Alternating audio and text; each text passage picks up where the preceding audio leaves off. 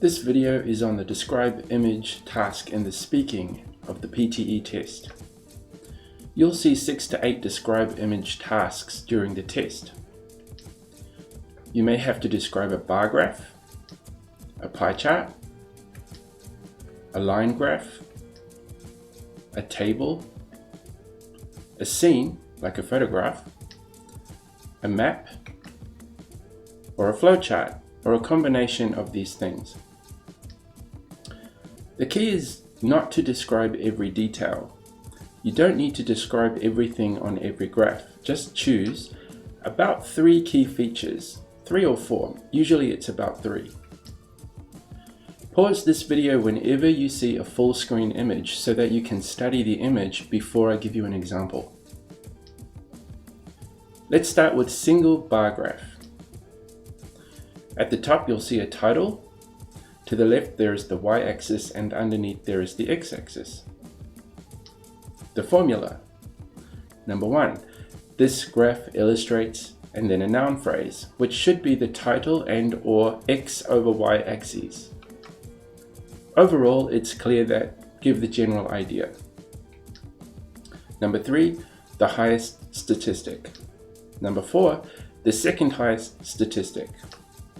And number 5, the lowest statistic.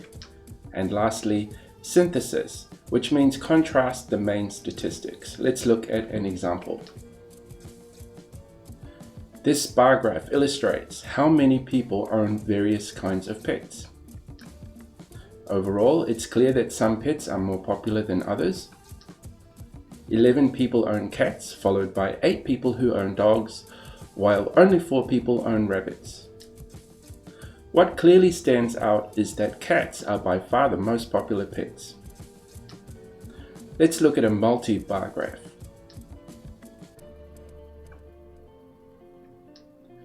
Here's the formula. This bar graph illustrates noun phrase, which once again is title and or y over x axes. You'll need the highest trend, the second highest trend, and the lowest trend. And then synthesis, which means you need to predict the key trend into the future. Here's an example. This bar graph illustrates Australia's share of selected countries' coal imports from 2005 to 2015. In 2010, Australia held between 80 and 90% shares in South Korean and Indian coal imports respectively, while in 2015 these figures fell slightly between 78 and 82%. 2005 accounted for the least amounts Australia invested at less than 60% in Japan and 60% in China. Ultimately, Australia's shares in international coal imports has grown and will remain strong into the future. Let's look at a single pie chart. Here's the formula. This pie chart illustrates noun phrase, which should usually just be the title. You'll need the highest proportion, the second highest proportion, and the lowest proportion, and a generalization. Here's an example. This pie chart illustrates people's favorite types of movies. According to the chart, 30% of people's favorite movies are romances, followed by action movies at 25%, whereas dramas only account for 5%. What's clear from the chart is that most people prefer less serious movies to serious ones. Let's look at a multi-pie chart. Here's the formula. This pie chart illustrates noun phrase, which should be the title. If there is no title, you'll have to create one. The highest proportion in each.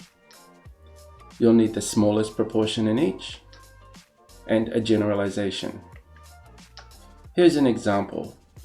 These pie charts compare percentages of music sales across multiple formats in the years 1983 and 1993.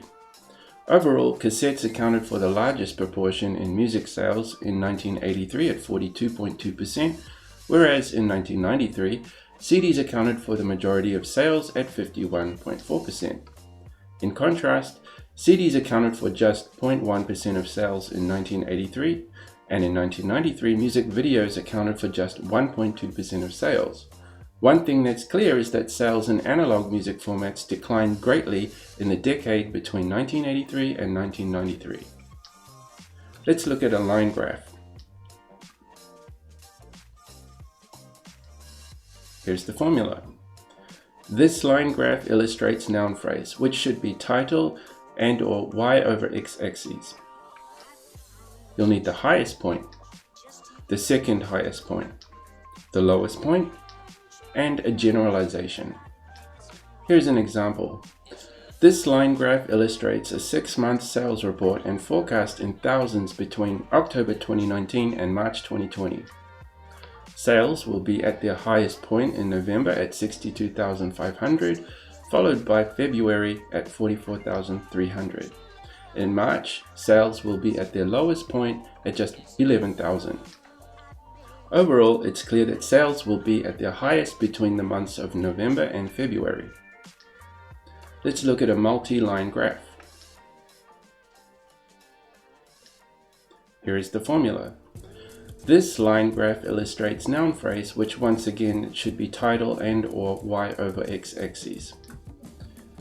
You'll need the overall trend of the first line, the overall trend of the second line, the overall trend of the third line, or, if there's no third line, the most significant point of one line, and a generalization. Here's an example. This line graph illustrates the average monthly rainfall of 2 cities in inches between January and December. Rainfall for City 1 reaches 5 inches in January, drops to 1 inch in July, and climbs to 5 again in December. In City 2, rainfall between January and March is around 2 inches and drops to 0 in July, then climbs to 1 inch in December. Overall, it's clear that City 1 experiences more annual rainfall. Let's look at a table with numbers. With this table, you'll notice there's a lot of information, which is typical of tables. The key is read the title of the table and just look at the statistics related to the title. You'll notice that the statistics related to the title are only on the right-hand side. Nothing else is related. Here is the formula. This table illustrates noun phrase, which is title over the period. You'll need the highest proportion, the second highest proportion, and the lowest proportion, and then a prediction for the future based on the trend. Here is an example. This table illustrates the economic inactivity throughout the generations between 1901 and 2025. The generations between 1980 and 2025 demonstrate the most economic inactivity at 39.5%, followed by the generations between 1965 and 1979 at 37.4%. In contrast, the generation between 1901 and 1924 demonstrates the least economic activity at 17.5%. What seems evident from the table is that the future generations will further demonstrate lower rates of economic activity. Let's look at a table without numbers. Often these are schedules. Here is the formula. This table illustrates noun phrase, title over the period. You'll need significant point 1, significant point 2, significant point 3, and maybe one other point, and a generalization. Here is an example. This table illustrates a morning class schedule from Monday through Friday. Math is scheduled Mondays, Wednesdays, and Fridays from 7:30 to 8:30. Biology is scheduled on the same days from 9 to 9:45, and physics is also scheduled Mondays, Wednesdays, and Fridays from 10 to 10:45. English is scheduled Tuesdays and Thursdays between 9 and 9:45. It's evident from the table that Tuesdays and Thursdays are the least busy days for the students. Let's look at a flowchart.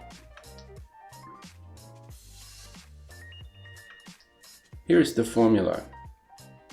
This flowchart illustrates noun phrase, which should be the title. State how many stages there are. Give the first stage. and the other stages, but not necessarily all of them, and a generalization. Here's an example. This flowchart illustrates a simple manufacturing workflow. There are 7 key stages in the process. Stages 1 through 3 involve supply of raw materials to manufacturing plants. Subsequently, in stages 4 and 5, quality assurance and packaging take place.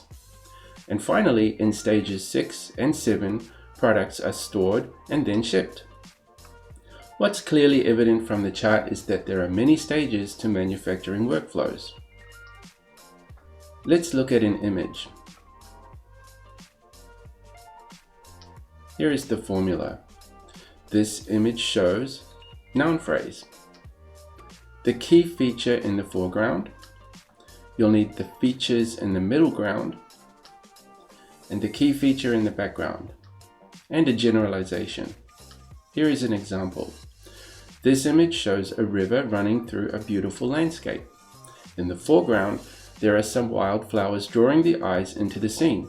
In the middle ground, there is a river that takes up most of the image and a shoreline lined with trees to the right. In the background, there is a snow-capped mountain range beneath a clear sky. Overall, the image gives the impression that the location is unspoiled and far from any large cities. Let's look at a map with data. Here is the formula.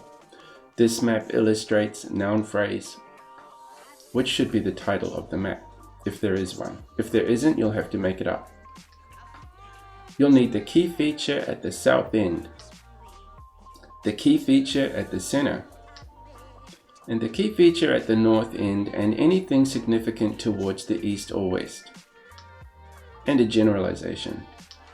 Here is an example. This map illustrates the climate zones for temperature and humidity across Australia.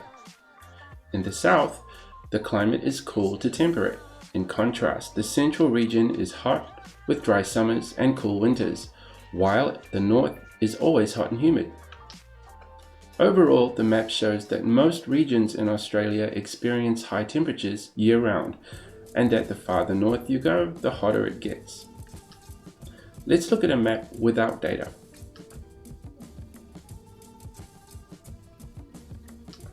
Here's the formula.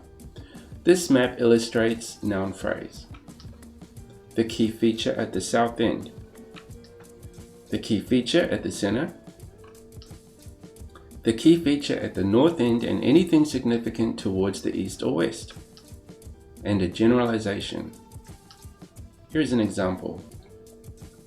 This map illustrates the developmental change of an urban area from 1948 to 2010. At the south end, where there was a church in 1948, there is a sports stadium, and in the center, where there were once houses, there are now commercial buildings. Finally, toward the north, where there were once factories, there is an airport. Overall, what's clear from the map is that the area became more commercial over the years from 1948 to 2010. And that's the end of the video. I hope it helps you, and good luck with your PTE test.